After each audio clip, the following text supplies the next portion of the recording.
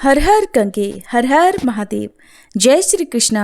प्रिय श्रोताओं, फाल्गुन मास के शुक्ल पक्ष की एकादशी को आमलकी एकादशी और रंग भरी एकादशी के नाम से जाना जाता है और इस बार साल 2024 में 20 मार्च बुधवार के दिन एकादशी है।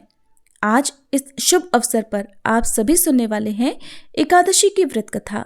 जो भी भक्त सच्चे मन से इस कथा को पढ़ता है अथवा सुनता है और दूसरों को सुनाता है, भगवान विष्णु उनके सभी पापों का नाश कर देते हैं और उनके जीवन में ढेर सारी खुशियां भर देते हैं।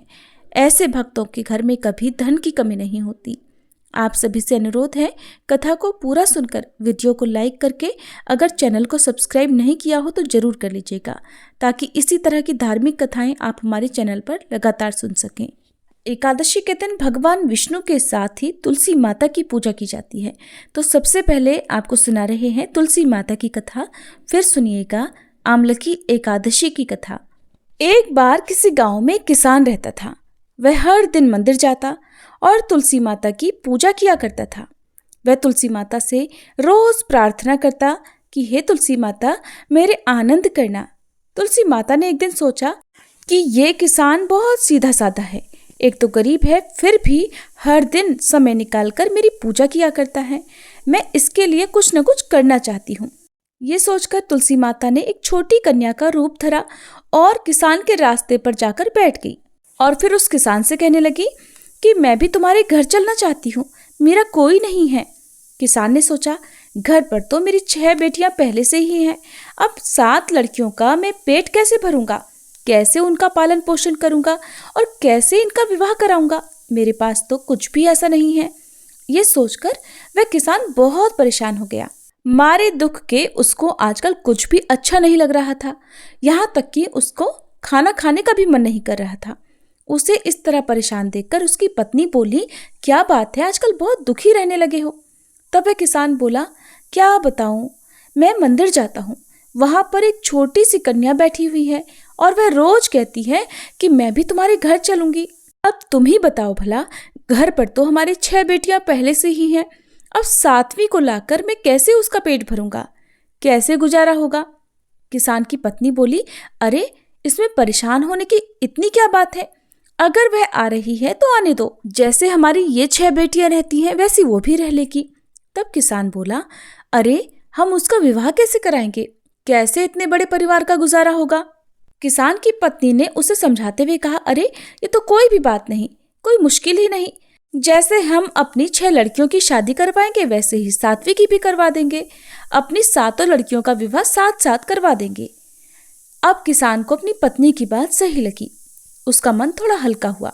अगले दिन जब वह मंदिर गया तो वह कन्या उसे फिर से मंदिर की सीढ़ियों पर बैठी दिखाई दी और फिर से उसने अपनी बात दोहराई कि मैं आपके घर चलूं क्या। अब की बार किसान ने ना तो उससे मना किया, ना ही कोई बहाना बनाया, बल्कि उसका हाथ पकड़कर कहा, हाँ चल बेटी, घर चलो। ऐसा कहकर वह किसान उस छोटी सी कन्या का हाथ पकड़कर अपने घर पर लिवा कर ले आया। अब जब वह घर ले आया तो तुलसी माता, जो कन्या के रूप में उस किसान के घर पर आई थी, उनका तो पैर किसान के घर पर पड़ते ही किसान के तो मानो आनंद ही आनंद छा गया। उसके घर में खुशियां ही खुशियां भर गई और उसकी सारी गरीबी भी दूर हो गई। अब किसान के घर में किसी बात का कोई अभाव नहीं था। धीरे धीरे समय बीता और किसान की वो सभी कन्याएं अब विवाह के लायक हो गई।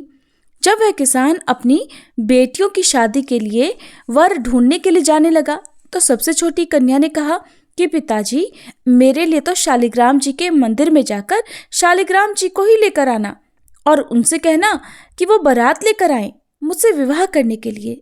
और पिताजी, मेरी बाकी 6 बहनों के लिए आप अपनी इच्छा से वर ढूंढ लेना। किसान ने ऐसा ही किया और तुलसी महारानी की कृपा से उसके तो सारे जेवर, कपड़ा, खाना सब तैयार हो गया और खूब धूमधाम से सबका विवाह हो गया और उस किसान के घर पर तुलसी माता की कृपा हो गई। हे तुलसी माता, जैसे आपने उस किसान के घर पर कृपा की वैसे ही सब पर करना और वैसे ही आनंद और खुशियां सबको देना। कथा को कहते, सुनते और हुंकारा भरते सभी भक्तों के घर पर अपनी कृपा दृष्टि बनाए रखना, सभी के दुख दूर करना। पौराणिक मान्यताओं के अनुसार माना जाता है कि ब्रह्मा जी की उत्पत्ति श्री विष्णु जी की नाभि से हुई एक बार ब्रह्मा जी ने परब्रह्म की तपस्या कर स्वयं को जानने का प्रयास किया। तपस्या से प्रसन्न होकर भगवान विष्णु ने ब्रह्मा जी को दर्शन दिए। उन्हें देखते ही ब्रह्मा जी की आंखों से आंसुओं की धारा बहने लगी। मान्यता है कि ब्रह्मा जी के आंसू जब भगवान के चरणों पर गिरे तब वे आंसू आंवले के पेड़ में बदल गए। तब भगवान विष्णु ने कहा कि आज से ये वृक्ष और इसका फल मुझे बहुत ही प्रिय होगा, और जो भी भक्त आमलकी एकादशी के दिन इस वृक्ष की पूजा करेगा या मुझ पर आंवला चढ़ाएगा, उसे सहज ही मोक्ष की प्राप्ति हो जाएगी। आमलकी एकादशी की एक और अन्य कथा के अनुसार प्राचीन समय में वैदिश नाम का एक नगर था। उस नगर में ब्राह्मण, क्षत्रिय, वैश्य और शूद्र रहते थे। वहां रहने वाले सभी नगरवासी विष्णु भक्त थे और वहां पर कोई भी नास्तिक नहीं था। उसके राजा का नाम था चैत्ररथ। राजा बहुत ही विद्वान थे और बहुत धार्मिक थे। सबसे विशेष बात थी कि उस नगर में कोई भी व्यक्ति दरिद्र नहीं था। नगर में रहने वाला हर व्यक्ति एकादशी व्रत का पालन किया करता था। एक बार फाल्गुन महीने में आमलकी एकादशी आई। सभी नगरवासी और राजा ने मिलकर यह व्रत किया और मंदिर जाकर आंवले की पूजा की और वहीं पर रात्रि जागरण किया। तभी रात के समय वहां पर एक बहेलिया आया। बहेलिया घोर पापी था, लेकिन उसे भूख और प्यास लगी थी, इसलिए मंदिर के एक कोने में बैठकर वह चुपचाप जागरण देखने लगा और श्री विष्णु भगवान और एकादशी महात्म्य की कथा सुनने लगा। इस प्रकार पूरी रात बीत गई। नगर वासियों के साथ वह बहेलिया भी पूरी रात जागता रहा। सवेरा होने पर सभी नगरवासी अपने घर चले गए। फिर बहेलिये ने भी अपने घर जाकर भोजन किया। कुछ समय बीतने के बाद उस बहेलिये की मृत्यु हो गई, लेकिन उसने आमलकी एकादशी की व्रत कथा सुनी थी और रात्रि जागरण भी किया था। इसलिए अगले जन्म में उसे राजा विदुरथ के घर पर जन्म मिला।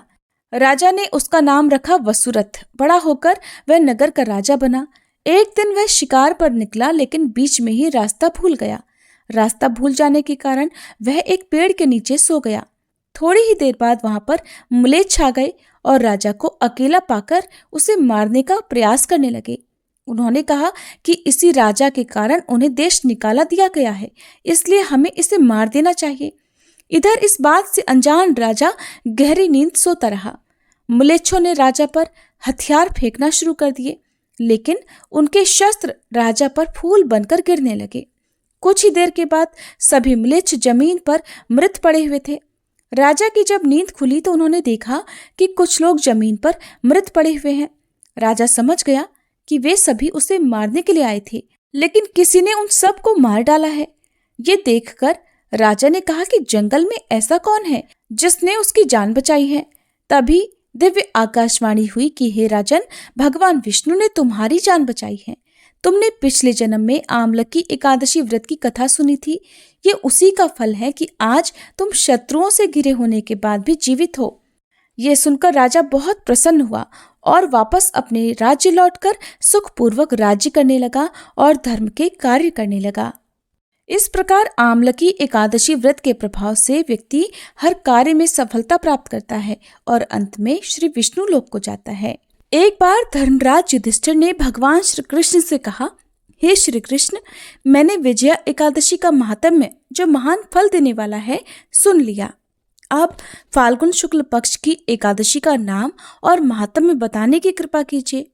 तब भगवान श्री कृष्ण बोले, महाभाग धर्मनंदन, सुनो, तुम्हें इस समय वह प्रसंग सुनाता हूँ जिसे राजा मांधाता के पूछने पर महात्मा वशिष्ठ जी ने कहा था। फाल्गुन शुक्ल पक्ष की एकादशी का नाम आमलकी एकादशी है। इसका पवित्र व्रत विष्णु लोक की प्राप्ति कराने वाला है। ऋषि मांधाता ने पूछा, द्विज श्रेष्ठ, यह आमलकी कब उत्पन्न हुई, मुझे बताइए। वशिष्ठ जी ने कहा, महाभाग सुनो, पृथ्वी पर आमलकी की उत्पत्ति किस प्रकार हुई ये बताता हूँ। आमलकी महान वृक्ष है जो सब पापों का नाश करने वाला है। भगवान विष्णु के थूकने पर उनके मुख से चंद्रमा के समान कांतिमान एक बिंदु प्रकट हुआ। वह बिंदु पृथ्वी पर गिरा। उसी से आमलकी अर्थात आंवले का ये महान वृक्ष उत्पन्न हुआ। ये सभी वृक्षों का आदिभूत कहलाता है। इसी समय समस्त प्रजा की सृष्टि करने के लिए भगवान ने श्री ब्रह्मा जी को उत्पन्न किया। उन्हीं से इन प्रजाओं की सृष्टि हुई। देवता, दानव, गंधर्व, यक्ष, राक्षस, नाग और निर्मल अंतःकरण वाले महर्षियों को ब्रह्मा जी ने जन्म दिया। उनमें से देवता और ऋषि उस स्थान पर आए जहां विष्णु प्रिया आमलकी का वृक्ष था। महाभाग, उसे देखकर देवताओं को बड़ा आश्चर्य हुआ। फिर वे एक दूसरे की ओर देखते हुए उत्कंठापूर्वक उस वृक्ष की ओर देखने लगे और खड़े खड़े सोचने लगे कि प्लक्ष यानी पाकड़ आदि वृक्ष तो पूर्व कल्प की ही तरह हैं, जो सबके सब हमारे परिचित हैं, किंतु इस वृक्ष को हम नहीं जानते। उन्हें इस प्रकार चिंता करते हुए देख आकाशवाणी हुई, महर्षियों, ये सर्वश्रेष्ठ आमलकी का वृक्ष है जो श्री विष्णु को प्रिय है। इसके स्मरण मात्र से गोदान का फल मिलता है। स्पर्श करने से इससे दूना और फल खाने से तिगुना पुण्य मिलता है। इसलिए सदा प्रयत्न पूर्वक आमलकी का सेवन करना चाहिए। ये सब पापों को हरने वाला वैष्णव वृक्ष बताया गया है।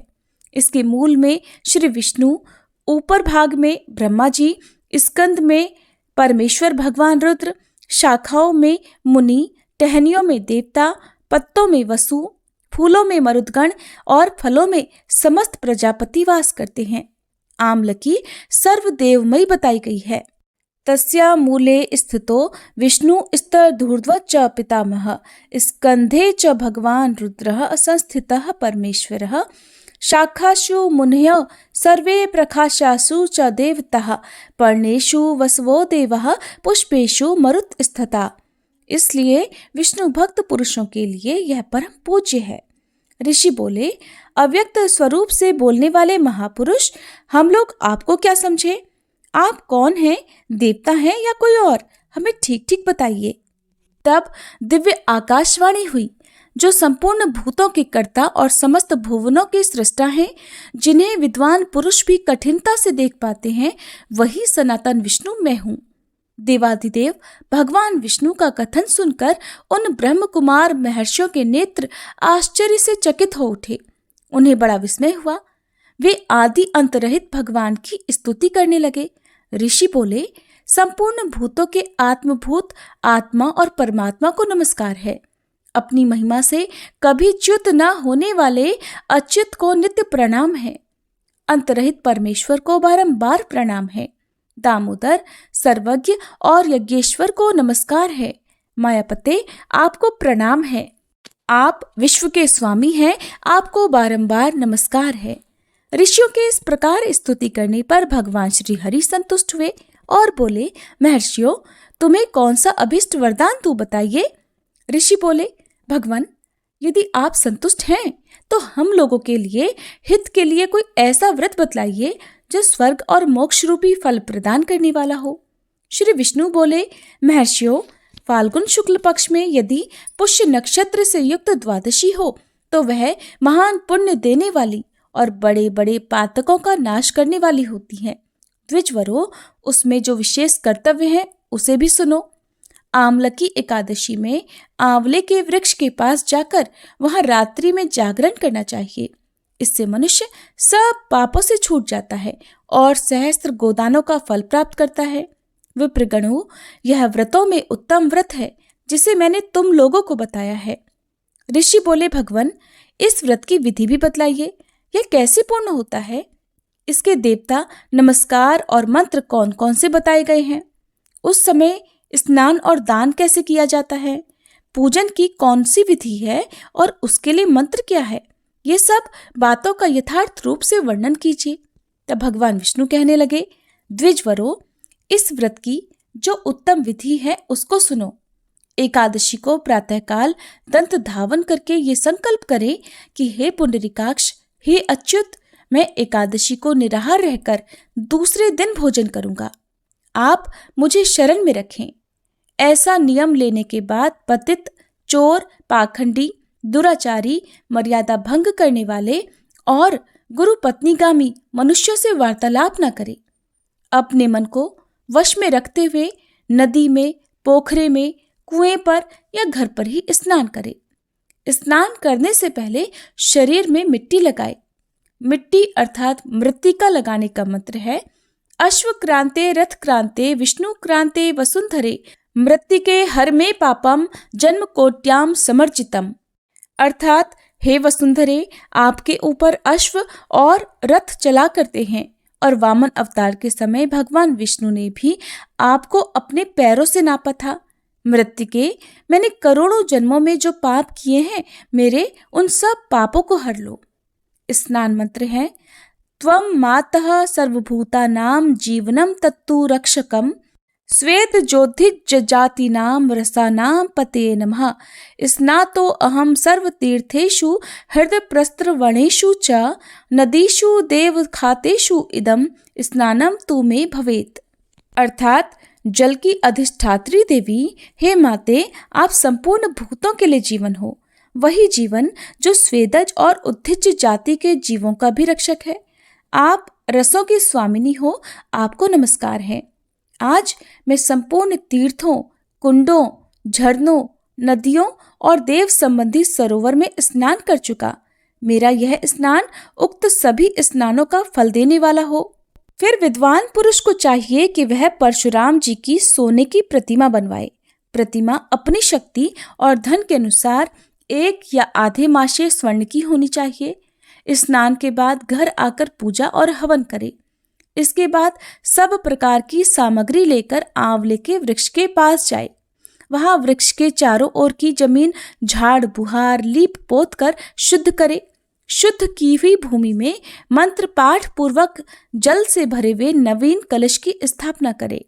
कलश में पंचरत्न और दिव्य गंध आदि छोड़ दे। श्वेत चंदन से उसको चर्चित करे। कंठ में फूलों की माला पहनाए। सब प्रकार के धूप की सुगंध फैलाए। जलते हुए दीपकों की श्रेणी सजा कर रखे। तात्पर्य ये कि सब ओर से सुंदर और मनोहर दृश्य उपस्थित करे। पूजा के लिए नया छाता, जूते और वस्त्र भी मंगा कर रखे। कलश के ऊपर एक पात्र रख कर उसे दिव्य खीलों से भर दे। फिर उसके ऊपर स्वर्णमय परशुराम जी की स्थापना करे।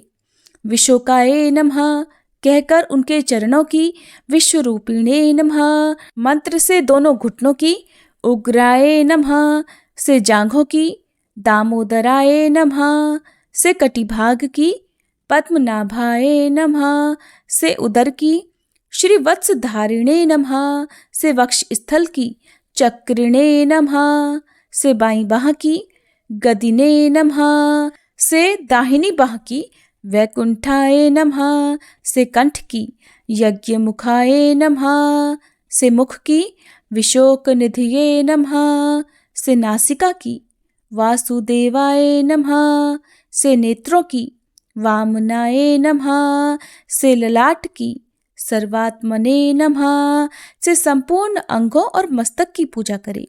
यही पूजा के मंत्र हैं। इसके बाद भक्तियुक्त चित्त से शुद्ध फल के द्वारा देवाधिदेव परशुराम जी को अर्घ्य प्रदान करें। अर्घ्य का मंत्र इस प्रकार है नमस्ते देव देवेश जामदग्न्य नमोस्तुते ग्रहणार्घ्यम मिमम दत्तमामलक्याम युतम हरे। अर्थात हे देव देवेश्वर, हे जमदग्नि नंदन श्री विष्णु स्वरूप परशुराम जी, आपको नमस्कार है, नमस्कार है। आंवले के फल के साथ दिया हुआ मेरा यह अर्घ्य ग्रहण कीजिए। इसके बाद भक्तियुक्त चित्त से जागरण करें। नृत्य, संगीत, वाद्य, धार्मिक उपाख्यान और श्री विष्णु संबंधी कथा वार्ता आदि के द्वारा रात्रि बिताए। इसके बाद भगवान विष्णु के नाम ले लेकर आमलकी वृक्ष की परिक्रमा 108 या 28 बार करे। फिर सवेरा होने पर श्री हरि की आरती करे। ब्राह्मण की पूजा करके वहां की सब सामग्री उसे निवेदन कर दे। परशुराम जी का कलश, 2 वस्त्र, जूता आदि सभी वस्तुएं दान में दे दे और ये भावना करे कि परशुराम जी के स्वरूप में भगवान विष्णु मुझ पर प्रसन्न हो। इसके बाद आमलकी का स्पर्श करके उसकी परिक्रमा करे और स्नान करने के बाद विधि पूर्वक ब्राह्मणों को भोजन कराए। इसके बाद परिवारजनों के साथ बैठकर स्वयं भी भोजन करे। ऐसा करने से जो पुण्य मिलता है वह सब बतलाता हूँ, सुनो। संपूर्ण तीर्थों के सेवन से जो पुण्य मिलता है और सब प्रकार के दान देने से जो फल मिलता है वह सब उपर्युक्त विधि के पालन से सुलभ हो जाता है। समस्त यज्ञों की अपेक्षा भी अधिक फल मिलता है, इसमें बिल्कुल भी संदेह नहीं है। ये व्रत सब व्रतों में उत्तम है, जिसका मैंने तुमसे पूरा पूरा वर्णन किया है। वशिष्ठ जी कहते हैं, महाराज, इतना कहकर देवेश्वर भगवान श्री विष्णु वहीं अंतर्ध्यान हो गए। इसके बाद उन समस्त महर्षियों ने उक्त व्रत का पूर्ण रूप से पालन किया। भगवान श्री कृष्ण कहते हैं, हे धर्मराज, इसी प्रकार तुम्हें भी इस व्रत का अनुष्ठान करना चाहिए।